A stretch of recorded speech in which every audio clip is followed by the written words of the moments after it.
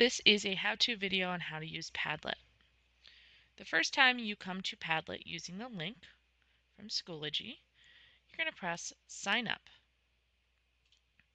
And you're going to sign up with Google using your BCPS1 account. After this point, you're going to choose Login with Google, and make sure to choose your BCPS1 account. I know I'm not, but for this purpose, you need to. Once you are logged in, you will go to your Padlet that you're supposed to be working on. Read the title and the directions or the description to tell you what to do, and then you're going to start adding to your Padlet. So, in order to add to a Padlet, you're going to click the plus sign, and you can put a title, you can put a description, you can upload a file, a link, a website, a photo, and a bunch of other things that you're allowed to upload.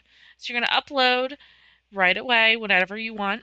And just so you're aware, all uploads will be approved by myself before it posts. So it goes into kind of a temporary holding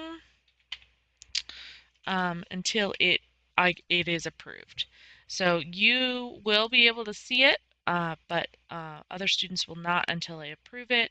On some Padlets, you're going to be able to add a comment to respond to other students. So that's how you would add a comment.